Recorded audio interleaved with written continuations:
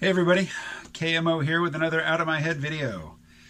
And I just read a piece in the Financial Times. It's another one by an author I've mentioned before. His name is Janan Ganesh. And the piece is called What America Lost When the Berlin Wall Fell. So I'll mostly summarize, but I'll read you a little piece of it. It starts off with this picture here of George W. Bush and Helmut Kohl looking at the Berlin Wall. And I'll skip the first few paragraphs about how George W. Bush was unmoved by the fall of the Berlin Wall, at least, emotionally speaking. So we'll skip on down here to the paragraph that begins with, "Enough is said about the perverse consequences of November 9th, 1989 for the world order. We know about the uncorking of national and religious atavisms. We know about the revanchism of an aggrieved Russia. Less discussed is what the U.S. itself lost on that day. It lost a unifying enemy. As long as the country was menaced from outside, there was a natural limit on its internal squabbles. It was unpatriotic to take domestic politics too far. Once there was no threat or even competition, Americans were safe to argue among themselves with abandon. Partisanship did not begin with the fall of communism, but it did attain a new virulence. Nothing has done more to divide the nation than its unassailability in the world." All right, so I will not read any more, but from here I will summarize. Janan Ganesh says, it was expected that radical Islam would take the place of the Soviet Union in providing, a modicum of threat to keep us all pretty much on the same page here at home. And that didn't pan out. And he says China's not going to pan out either, as being, some external boogeyman which will keep factionalism at bay here in the U.S. When the U.S. doesn't have a serious, potential threat from the outside, we turn on each other. And he says that, because of this dynamic, George H.W. Bush was the last legitimate president of the United States. He was the last president that both Republicans and Democrats basically agreed, yes, this guy won the election, he should be in office until the next election, and we need to work with him. That ended with Bill Clinton. The Republicans went after Bill Clinton for nonsense, supposedly for a whitewater deal, but what they actually ended up impeaching him for was, lying about having an extramarital affair, which came up during an investigation which didn't pan out. The thing that they were looking for, they didn't find. But in the searching, they tripped up Bill. That impeachment proceeding was bullshit. Then, he's gone. Along comes W. Well, the Democrats and half the nation, rightly, I think, said, look, this guy wasn't really elected. He lost the popular vote. And he would have lost the Electoral College if we'd actually counted the votes properly in Florida. He was installed by the Supreme Court. Now, 4 years later, he did win an, unambiguous electoral victory. But that was largely because 9/11 came along during his first term and gave us, a shot in the arm, a boost of external threat. But it faded. Then came Obama. Remember when Obama was sworn in, his acceptance speech with George Bush standing there? He dissed George W. Bush, for his lack of respect for science. He said, we are going to respect science again, is what he said in his inaugural address. With the former president standing right beside him or behind him, in frame, stony-faced, not responding. But from the time Obama took office, the Republican leadership said, our top priority is to make sure that this guy fails. We would rather see America just wallow in its own shit than to see this president do anything or get any recognition for any victory, any policy success. We would rather, just see the country go down in flames than see this guy win at anything. And, that seemed like the height of self-destructive insanity. But then comes Trump and the Democratic response. Not the Democratic response, the Democrat response to Trump. the insanity has reached, a new crescendo. And according to, Ganan, what's his name? So according to this Mr. Ganesh of the Financial Times, this is, he's explaining it by looking backwards, but basically saying, look, without any external threat, the imperial power is going to turn on itself and just viciously rip itself to pieces. And that really seems to be how we're going. And that brought to mind the scenario that Peter Zeihan makes his living spinning. And the scenario is basically this. The United States has this badass military. It has a global military strike capability, but we've been bringing the troops home for decades because the Cold War ended. And Trump is just accelerating something which has been going on for a while now, which is the U.S. is slowly pulling back from its global commitment, that was the basis of the world order from the end of World War II through the end of the Cold War. And Peter Zeihan paints it as, a rosy time for America while the rest of the world is descending into chaos because we're sitting on this fat stack of, shale energy. Natural gas and oil from shale formations, and nobody else really has an advanced enough shale drilling industry to access their shale, and really we've got the best. We've got the best shale formations.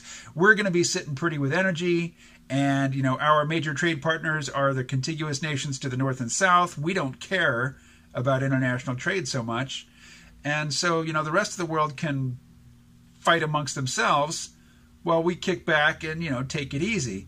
But, if Janan Ganesh here is correct, and, history seems to be on his side, isolation is not going to be good for the U.S. And it doesn't matter how dominant we are militarily or how fat we are with energy. We hate each other. We freaking hate each other more every day. So, maybe it would be good if China could be some sort of credible external threat that would bind us together. And Mr. Ganesh says that it won't because China is basically a capitalist country. They don't have some ideology that they want to export to the rest of the world. They don't want to make the rest of the world into China. They wouldn't accept the rest of the world as China. Whereas the Soviet Union, while they may never have had that actual ambition, they could certainly imagine the communist revolution sweeping the world and transforming it into, a worker's paradise. Don't have any screenshots. I'm not going to read from it. Just, I remember reading something about Eric Schmidt, former CEO of Google, giving a speech in which he said, look, we really can't lock the Chinese out of our domestic AI research and development process. It would just be a loss to us. It would be, if we were to try to lock them out of the development of AI, they would go and do it on their own, and they have advantages that we don't have, and we're not likely to win that race. We need to just keep them here. We need to give them the continued access. So the coasts, and particularly the West Coast, particularly the Bay Area, Silicon Valley, the lords of tech, they don't want to be enemies with China. If the lords of tech are not on board, it's going to be an uphill struggle for whoever wants to do something that the lords of tech don't want to do. About George H.W. Bush being the last legitimate president. Now, I remember thinking that he was a criminal, but I was mostly just parroting Hunter S. Thompson, who wrote a weekly column in which he, lambasted the president and said that he'd be doing push-ups on the tarmac in, some federal prison somewhere. My father, who was a Secret Service agent and who was assigned to protect George H.W. Bush when Ronald Reagan was first running for office and Bush was his running mate, my father wrote in George H.W. Bush for president in 1980. He loved George H.W. Bush, as does Peter Zeihan. Thought George H.W. was the most qualified president we've had in a very long time, and of course we, kicked him out of office. It's weird, though. I was born in 1968. The president was Lyndon Johnson. but he was out of office before I was old enough to lay down any permanent memories. The first, when I became aware of the fact that there was a president, that such a thing existed, Richard Nixon was the president. And, by the time he was out and replaced by Ford, I was still in elementary school. Next president was Carter. So from the time I was aware that there was a president, the only Democrat to hold that office until the end of the Cold War was Jimmy Carter. And he was only there for one term. And he left in disgrace largely because of the Iran hostage situation. So for all of my high school years, some of my junior high school years, some of my post-high school years, Ronald Reagan was the president. Ronald Reagan was the definitive president. In the comic book, the graphic novel Watchmen, I guess it was Richard Nixon who was basically president for life. But in essence, from my perspective, growing up, the Republicans were just always in power. There was this one little 4-year period when I was a kid when we had Jimmy Carter as president, but Republicans were always in power. And then the Berlin Wall came down, and the next president was William Jefferson Clinton. And the Republicans freaked out. This is when Newt Gingrich basically assumed control of the House of Representatives. And, not total control, but control of the Republican leadership, we'll say. He was the rising star in the Republican Party, and he wanted to get shitty with the Democrats. He circulated a memo saying that, we need to use harsher language when talking to and about the Democrats. And, he was just really bellicose.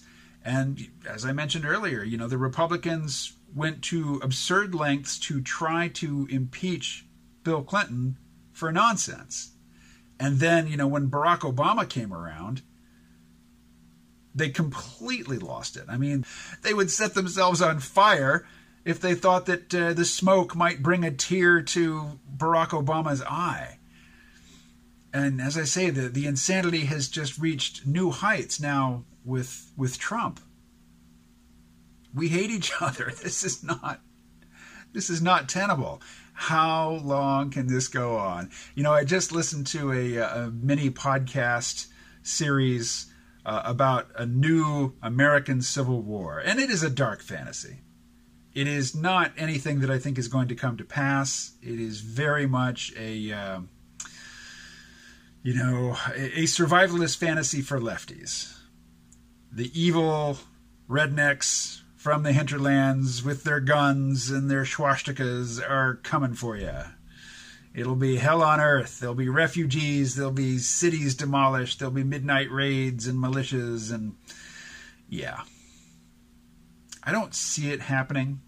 But given the animosity that we live in, we bathe in, we breathe and move through every single day, this cultural antagonism, it's just not so far-fetched to think that it could come to that.